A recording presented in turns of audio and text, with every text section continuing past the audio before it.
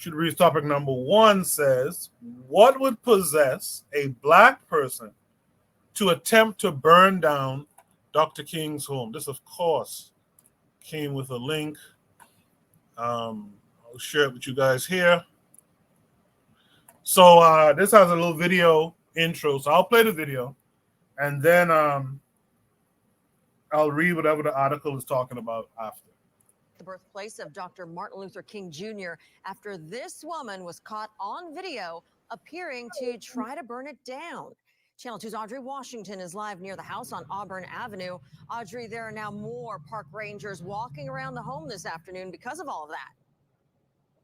In fact, I just saw a park ranger truck circle this block here. As you can see, visitors continuing to visit this historic home. And I just have to tell you, you can smell gasoline in the area. That's how much gas was poured on the grass and the front porch of this home. Witnesses say the woman was just seconds away from lighting this historic house on fire. The nerve. How did she get up there? Anyone who sees the video is immediately shocked. Had we arrived today and it had been burnt down, oh my God. A bystander started recording when he noticed a woman dousing the birth home of Dr. Martin Luther King Jr. with gasoline. He stopped her before she could start the fire. The woman was quickly detained by two off-duty NYPD officers who just happened to be visiting the area. We spoke with a witness Thursday night. She grabbed a lighter from the grass and started to come back up the stairs. So I stood at the stairs and said, you can't do this, and blocked her. Police charged 26-year-old Lanisha Henderson with arson and interference with government property. No word on a motive, but her father told us off camera that his daughter has been suffering from mental illness. Something is wrong with your thinking, your mentality. Why would you want to destroy something so significant in history? And I was horrified. Friday, I spoke with National Park Ranger Judy Forte. She has supervised the MLK birth home for years. She said her team is now evaluating different security measures. Taking the opportunity to review our processes and improve upon those that we can. And Henderson is set to go before a judge on Saturday. As for this property here, I'm told that firefighters were able to dilute all of the gasoline that was poured on the front porch and the front yard. So that's why it's safe for visitors to come back to this area. And we are live here along Auburn Avenue, Northeast Atlanta. Audrey Washington, Channel 2 Action News. Just a wild scene, Audrey. Thank you for that. Dr. Martin Luther King Jr. was born in that family home on January 15th back in 1929. Giving you more details now about the historic site. The MLK House was first listed on the National Register of Historic Places May 2nd, 1974. The historic district now consists of 35 acres in Northeast Atlanta, surrounding that home at 501 Auburn Avenue. And just blocks away are the King Center and Ebenezer Baptist Church, where Dr. King was a pastor until his death in 1960. Right now, tours are suspended. That house is going under renovations. It'll be that way through at least 2025. You know, it's funny. So there was a fire hydrant. For some reason, I hadn't thought about King being born in 1929. That kind of hit me funny for a second there. In any event, I'm sure all of you saw this story, and I'm sure you saw, like KW Dawn 7, I'm sure you saw the FBA ADOS types talking about early on in this incident, talking about it looked like a tether, as they call them, right? Did this. But what a lot of people don't understand too, I can speak for Caribbean folks, we have a high amount of respect for MLK. Like a high amount of respect for MLK. Like we wouldn't really, in fact, I would venture to say not many black people, period, would do this unless they were out of their minds or paid a huge bag by Whitey to go in there and do this type of shit. Because these white folks don't care if it had burned down either, by the way. But without further ado, let me hear from my panel. Buana, what say you to this? This is a curious case. This is very curious. I have several things to say about this because I question a lot of things that happen. Okay, so now You hear the father say the daughter had mental illness issues. Okay, so how did she get around there? Did she drive around there, or was she brought there? Where is her car? Where did she park her car to? Where would a mentally ill person be able, first of all, to get a driver's license? Well, you could say they'll probably be able to get a driver's license, but be able to go on the road to drive and find his home. That's another thing too, because I don't think that even though that's a historical monument, you would have to really research that. Why would a mentally ill person, a person with mentally ill problems, think the first thing I need to do instead of self harming or burning down my own house, hmm, I need to burn down the home of Martin Luther King Jr. That is a very strange thing to do, even for a mentally ill, deranged person. That's a strange thing to do. Very strange thing to do. So these are some of the questions I ask. Another thing too is, you know, out of all the homes you could burn, bro, if you have an issue, why not burn down the home of Thomas Jefferson? It's right in Monticello. That's also a government protected monument too. Why you gotta burn down Martin Luther King's house in particular? Why don't you burn down some of the slave owners' homes? Because they have homes that exist all over the United States as well. But them homes are well protected. You probably wouldn't be able to even get in the neighborhood, let alone get access to the house itself. Why is this house so unprotected and unguarded? Since it's a so-called governmental monument that people should recognize, it should have been protected along. These kinds of questions are asked. Another thing too is people been trying. Black people, it seems, they've been trying to have a go at Dr. Martin Luther King, even in death. They murdered the Hebrew Israelites murdered his mother. Then, he was murdered by the country in which he was born in. But needless to say, a white guy murdered him. But it's like now a black person who wants to, you know, put stoke fuel to the fire now and burn down the man's home. For what purpose? There are so many different monuments. If you feel aggrieved by Dr. Martin Luther King, there are so many other people within the United States who have homes who have aggrieved you. Why start at his home? What are you trying to send a message and say as a black person? It's just so many questions that arise for this particular thing, but I just think it's ridiculous and crazy. I have my own ideas about what's going on because it's like there's so much question marks to this particular incident. But why Dr. Martin Luther King? Go burn down uh, George Washington home. Go burn down George Bush home in Texas. They have go burn down Trump Towers. Why do you find yourself in Atlanta? Because I don't even think she is from Atlanta. So why do you find yourself in Atlanta trying to burn down the home of a man who's been dead 50, 60 years? What are you trying to do? But these are the questions I have in regards to this particular thing. But I'll stop there and let the other brothers go. Wait, Buana, before you go, you mentioned Dr. King's mom was killed by a Hebrew Israelite? Yes. Yes. Look it up. Look it up. Wow, okay. Didn't know Yeah. that. Yeah. Okay. I appreciate that piece of information. Let's go to Oni. Oni, what say you? Yeah, I didn't know about the. I might have forgotten about the Hebrew Israelite killing his mother. But damn. Okay. Uh, yeah. What would cause somebody or possess somebody? Yeah, there's a lot.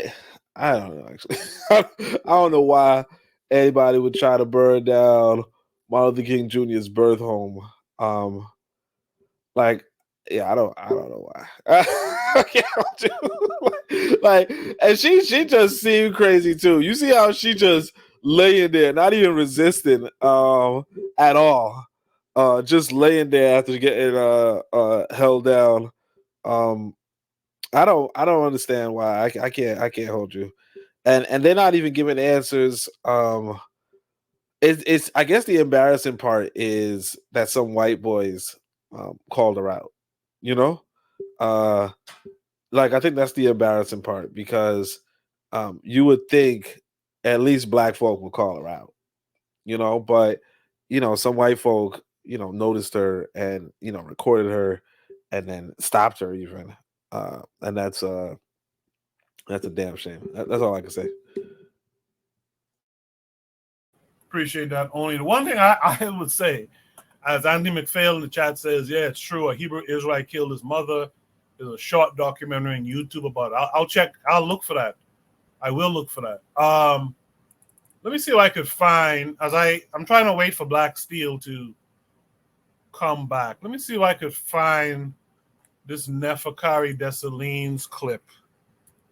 Let me see if I could find this Neferkari Dessalines clip where he was playing an excerpt from the Tariq Nasheed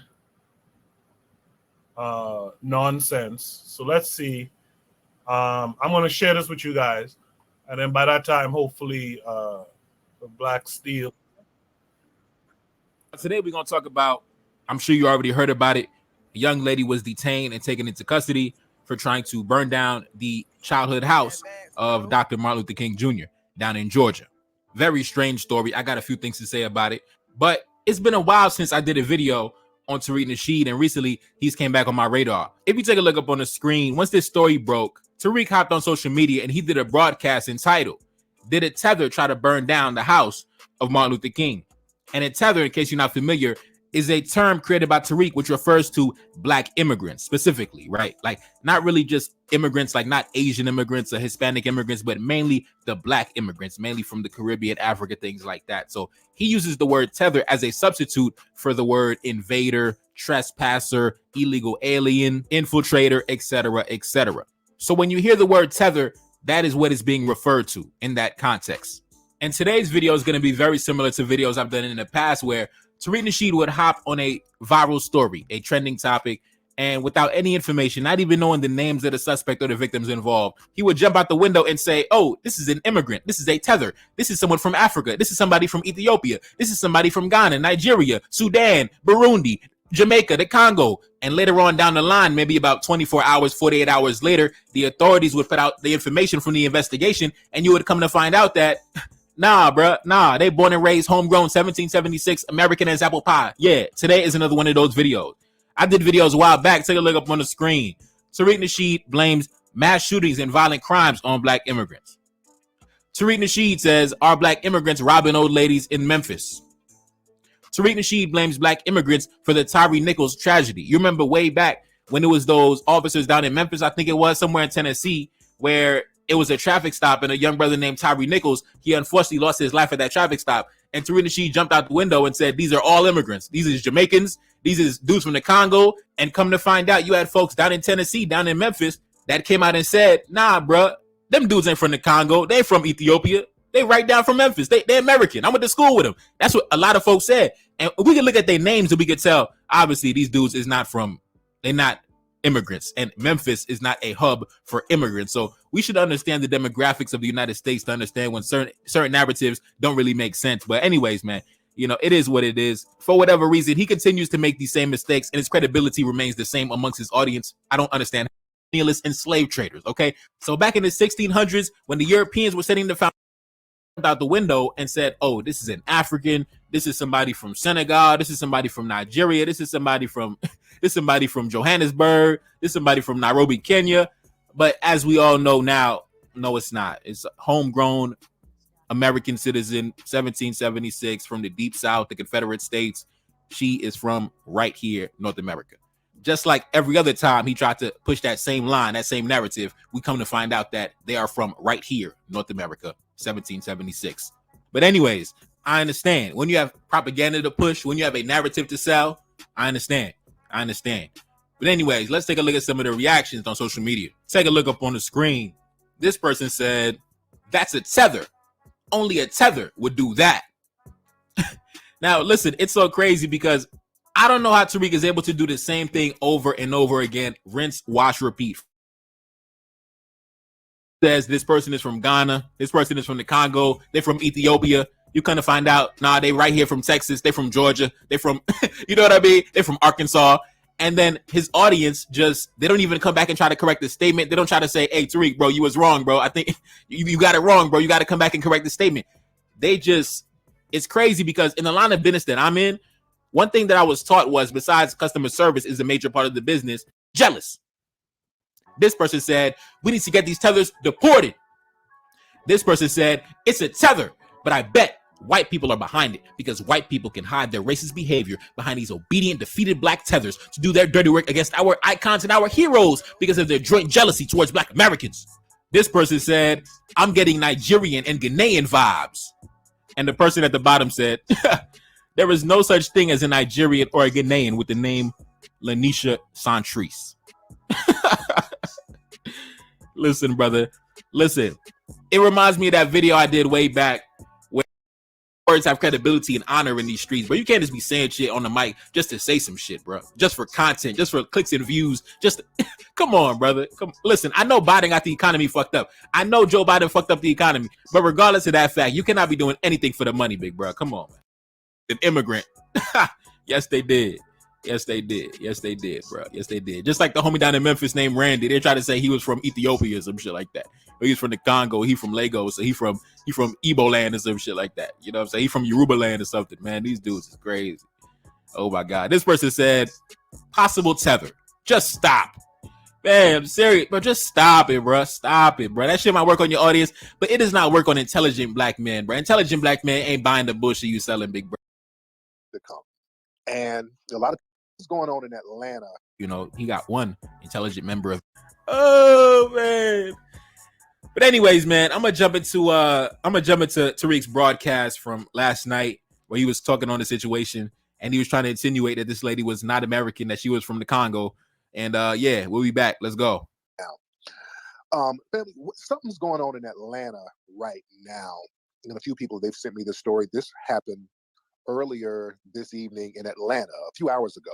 This woman who appears to be a possible tether was pouring gasoline on the historic home of Dr. Martin Luther King in Atlanta. She walked up to the house and, you know, so it's a tourist attraction.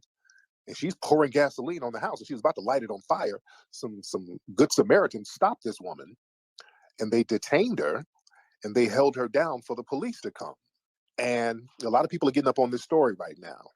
And we're trying to find some information on the woman. They got her, she's arrested, but they're not releasing any information on her name, which I find very odd. So they're not letting anybody know who this woman is, but this is a quote unquote black woman. But when you see there's some footage of it and it looks like a tether, to be honest. We're getting some real strong tether vibes here. What the hell is this about? A lot of these folks who are non-FBA, who are quote unquote black, we know they have a lot of contempt for our black icons. I don't see an FBA person doing anything like this. You understand? I don't see it. I don't know. And I'm not saying yes, no, or whatever, but I smell some Jollof. I smell Bammy in this situation. You understand? Something is off about this. It's weird. And just the way the person looked, the woman had some real tethery vibes. So what's this about? Because we know that a lot of stuff that goes on, a lot of this weird stuff are done by outsiders. The historic MLK house, is it a tether? Did somebody send that woman? Because a lot of times we got to understand the white supremacist sends their Negro minions to do the dirty work for them. We're trying to see what's going on. Who is this person? Why is this person trying to attack the historic MLK house? All right, we back. Now, enough of the nonsense, man. Enough of the bullshit, man. Let's have. All right, sorry about that. I was trying to find the Tariq Nasheed so you could hear it with your own ears. I kind of want to ask everyone here in the chat, like, can't you tell this guy is on some bullshit just by how he's talking about it? He's trying to kind of, he's trying to push his propaganda, but he's trying to kind of do it from a safe distance at the same time. Possibly a tether. I smell Bammy and all this type of stuff, and it's amazing that there's any black folks that go for this type of stuff. But anyway. We got Black Steel here. Black Steel, what say you to everything you've heard and seen about the situation? Well, the mothership has landed. I'm glad I made it home. So just let everybody know I'm made it back to home base. So this is what. First of all, Tariq is such a clown. It's really concerning to me how on the cusp of we're almost 2024. This man is an agent. Everything he does has been set up to sow discord between African people. So this whole idea of us being a foreign black person. Remember when he said the gang violence was caused by foreign black people. It's so sad. And I think it's really, I don't know, people are still falling for his rhetoric. Um, it's really disturbing. So I do believe this young lady may have been mentally ill. She may have had a manic episode. Um, One thing I want to say is that it's something KW Don said about the black misandrists, those who hate black men. There's been a lot of talk about Dr. King being unfaithful to his wife, even though his wife Coretta said he was not. You know, she always said he was never unfaithful to her.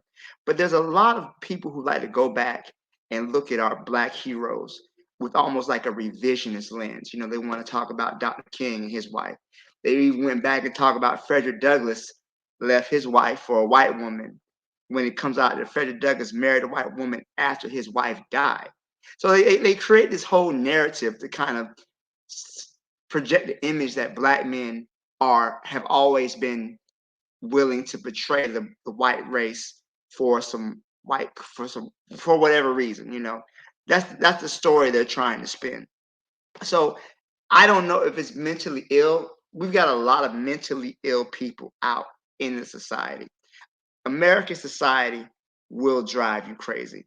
Laro's a good point. Now, the Black Panther Party was misogynistic, even though they had many women in positions of authority within the Black Panther Party. So, you know, if it's almost like they go back and they look at history, right? And if this black person wasn't a perfect individual, then we can't support them. Then their ideology was incorrect and what they taught was incorrect. So if this black person, you know, if he kept his dog outside, he was a piece of trash. He hated animals. Or if this black person didn't say anything positive about black women, or he said something negative about gay people, he was a homophobe and he was this and he was that. So I don't know if that sort of propaganda got to this young woman, maybe touched her in the head. Her father said she had mental illnesses, so it could very well be that she was having an episode. That's what I think. She was just having an episode. This idea to kind of spin her as though she's a foreign black person for a black person from another country, that's nonsense. Tariq is always going to find some way to insert himself with his divisive rhetoric into the conversation. There's nothing about this woman. Her name is what? LaQuisha. This girl is she could be from anywhere. She's American. Let's be honest. This is an African American person. She probably was having a manic episode, and Dr. King's house might have been the first place to get to. I don't know of any other location she was close to, but I don't think there's any truth to that. But I do think we have to be careful about some of the rhetoric that comes out about our black leaders, our black heroes, even, you know, centuries or decades after their death, and attempt to try to paint them in a negative light. White people don't allow their heroes to be maligned in such a way, and we shouldn't allow our heroes to be either. So I'll leave it there. Thank you. Yeah, that misogynistic term is thrown about a lot. Some have said that we're misogynistic here. It's always a way to try to deflect from any type of. One thing I've noticed that any type of criticism against women gets turned into all of a sudden you're misogynistic. They're not listening to the points you have to say. It's just like with Jewish people. Whenever you say anything about Jewish people, you're anti-Semitic, you know. And another thing I want to bring up, Koku, this whole idea about tethers and making black people look bad. There was a black American in the United Nations who, when they called for a ceasefire in Gaza, United States, he was the only person. See, black Americans, we don't need black people from other countries to make us look bad because we've always got coons in the midst. They've never had to go overseas to find their coons. There's plenty of coons that are born right here on U.S. soil. So here, this black American person set up here and approved genocide against an oppressed people. So yeah, we don't need this idea of tether. I bet you Tariq's not going to talk about that. You know, we're definitely not going. We don't need anybody from another country to make black Americans look bad. We got our own homegrown coons here. I'll leave it there. Thanks. In the chat, Anthony McPhail says Tariq Nasheed is nothing more than a con artist and opportunist. He preys on black people who don't know history and don't have self knowledge. And I'll add to that, Anthony, the folks who are not willing to do the work themselves. That's who Tariq really preys on. Folks who are not willing to do the work themselves. So, in other words, they ain't gonna read a book. They ain't gonna, do research, things like that. They'll wait for a documentary to come out where he says things like Mansa Musa was Montezuma and things of that nature, but they just won't do the work. Trigger Happy 262 said something too. He said one theory on Twitter that has been thrown out there is that she could possibly be a divester that bought into the idea that MLK went out with a white woman. Other than that, possibly mental illness. I'm gonna do like the white folks do, and I'm just gonna say she has mental illness. That black woman, mentally ill, lone wolf. That's what I'm gonna do too. Shout out to D Web from the Hot Shotty podcast. I think I shout out Lero. Shout out to Urzuli as well. I think I got everyone who's. Oh, I'm RBG, Real Black Gentleman. Does anyone else want to add any final thoughts to this prompt? Yeah, yes. Go ahead. What I think is happening is that the liberals and the black feminists are trying to remove or disregard the idea or image of Martin Luther King, that patriarchal figure, and they are trying to replace him with another black character in history. Who is that? Bayard Rustin. They are trying. Now maybe I have my conspiratorial bygone, but with the whole Netflix Bayard Rustin thing and hearing his name more and more in liberal circles and things of that nature, he is acceptable in terms of the civil rights struggle. He was pro LGBT, and it goes along with the narrative where these people are pushing this liberal agenda, in particular for black men, the castration of that black male figure, that patriarchal, strong black male figure. And even though I have issues in terms of the politics with Dr. King, Dr. King was certainly a male person, a strong male figure. But I think that he is in modern society, he is going to be perceived as toxic in terms of his private behavior, in terms of his being a philanderer with different women and things of that nature. But Bayard Rustin goes along the lines of what these liberals trying to push into the minds of black people. So it's just a curious thing I have. But I'll and let me when if I start to hear his name more and more in circles, it'll really confirm what the liberals and these black feminists are trying to do. But I just think that that's an option that these people are trying to push in the faces of black people. But I'll just leave it right there. I kind of like that actually because they're about to drop a movie about him, right? I think they have one. They may have one out already. I think it's on Netflix right now. Right. About Rustin, right?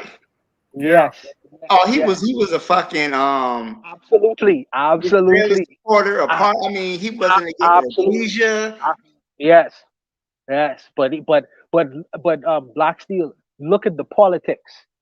Look at his politics. I think he had Bayard Rustin had a white husband or boyfriend or some shit like that. Yes, he did. Look at his politics, bro. It falls in line with what is acceptable in terms of the acceptable behavior for black men in today's society. Maybe not back then, but in today's society. I'm very curious about that. But maybe I have my conspiratorial bygone. I don't know. But I'll stop there. I plan on looking at it, Wanda, but I will say, like, to me, there's enough stuff to criticize Rustin about to where you don't even got to touch his homosexuality. The fact that he, his whole support for Rhodesia, his whole support for Israel, that in of itself makes him, how could you support a oppressive government in the heart of Africa where Africans are being oppressed? That right there should exclude him completely from any You discussion. just said it. You said just now his support of who? Israel. Who does that benefit? You got me. Who does that benefit? The man was just last week he was telling black people how much he loved them. the Jewish man was telling just last week he was watching the Jewish Hasidic Jew telling black folks how much he loved them. It just goes along the line. He fits so perfectly. He fits so perfectly. But like I said, I'll leave it, man. I'll leave it. I'll leave it. That's an excellent point. That's something to keep our eyes on for real, for real. Does anyone else want to add any last thoughts here before we go to the brief summary? Let me jump in a little bit. So I think you mentioned Tariq Nasheed. When Buana tells us we have to dumb it down, we could critique Tariq Nasheed, but Tariq Nasheed's mass appeal, the proof is in the pudding. When I heard him speaking, I'm thinking to myself, I've heard propagandists, and this is what they advise you to do. Like people who theorize on propaganda, they say, like when you say, "Hey, he's not going to get to anybody who gets into books." That's what propagandists tell you to do. They say, "Do not go for the people who go into books. Do not try to make arguments. Don't try to form arguments for people. Act on emotion. Speak on people's base level." He's like, "Look, that person's not one of us. That person is one of them. Us versus them." Now, you might say, well, he's dividing us. He's dividing black people. Okay, of course, he's paid to do that. The point is, there's a lesson there, right? And this is what every people do. Every people have an enemy, and they have their own group. In fact, when I wrote my book, I said, like, I had to figure out how can I make a definition for propaganda in one sentence. And I think I borrowed a little bit from other people, but the idea of propaganda is you have people identify their allies and identify their enemies. And as you listen to what Tariq Nasheed was saying, you already know who are the bad guys. You don't have to be versed in genealogy, versed in history, versed in so on and so forth, because you're not going to be. Most people are not going to be. If and the thing is that we especially like Bonner would say that the intellectual types, right? We tend to try to make it too nuanced. Like I'm not I like when it comes to, are all white people bad? Well, no, there are some good. Oh no, there's some this. You don't form arguments for people. You say that white person, that cracker, that this, that white person, that small hat, that whatever it is, you have to make them bad 20,000 times, 20,000% of the times. And then, to my brother from another mother, Brother Bakari's point, you also have to make your people good. 9 times out of 10, because when you do that, because like you listen to Tariq Nasheed, are FBA good people or bad people? They're good people. Are Tethers good people or bad people? They're bad people. And it's universal. There's no exceptions. It's, oh, you know what? A FBA wouldn't do this. Now, plain as day, there's an FBA doing that. And like the other brother was saying, I forget his name, that's Alines, I think. He's like, Tariq Nasheed's not going to turn around and tell the truth. No shit, Sherlock. He ruined his own movement. He ruined his own propaganda. What Tariq Nasheed's doing is a masterclass, and he's laughing his ass to the bank. Whereas we're saying, hey, why doesn't he just tell the truth? You're not supposed to. Anybody studying propaganda should tell you you're not supposed to tell the truth. The people who want to know the truth are those scholarly types, and the scholarly types are not going to do like that guy who attacked the Haitians. You know what I'm saying? The scholarly types are not going to be sending you the Cash App. Right? The people who are going to do that are the people who are, I made a post when I said there's people who are like, maybe, there's lazy, maybe, or something else crazy, right? Most people are going to be lazy. Most of us, or most human beings, are lazy. We're a species of animal that are lazy. Yes, the people who are going to go read books, the people who are going to they're not into Tariq Nasheed. We're also not going to buy his documentary. We're also not so on and so forth. But the person who's not going to read a book, they are going to buy a documentary. If you have hip hop characters inside the documentary, they are like we're gonna watch freaking Vlad TV. You give the production quality of Vlad TV on different political situations, different political conversations. You got a buyer. Now that you have a buyer, you give them the easy, so on and so forth, and you tell them, hey, Tether bad. Hey, you're good. FBA good. You good. You made hip hop. You did this. You did that. It's a masterclass. So that's like, I could hate on the dude all I want. I'm not his intended audience anyway. I'm not even gonna waste time hating on him. I'm just gonna sit back and learn and say, oh yeah, that's the game I should have been peeping. Because I've been making things way too, because a brother used to tell me I used to make things too complicated. It is. Now that the intellectuals in the room are getting it, I've done my job. He's gotten exactly what I've been I gotta roll my eyes. I've been begging these brothers, begging them. But now that he's gotten it, you know what? I'm all right, sure, man. Take I credit feel like I for was.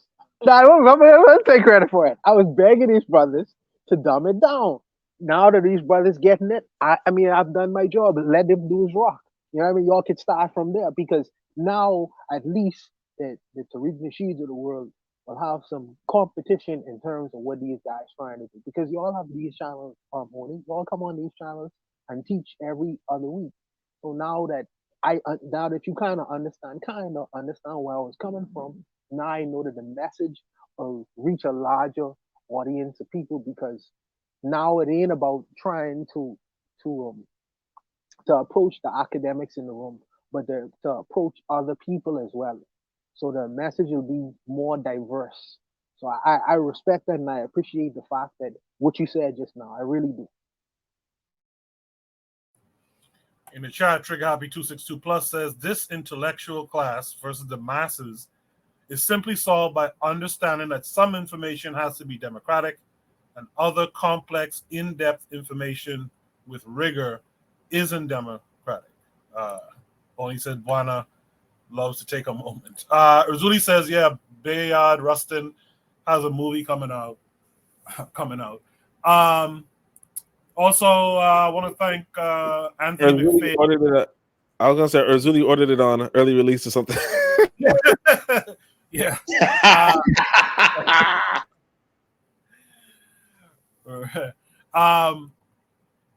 Anthony McPhail said he sent me that documentary on Instagram, so I appreciate it. I appreciate that, Anthony. Good discussion. In the meantime, though, let's go to Shoot the Breeze topic number 2 tonight.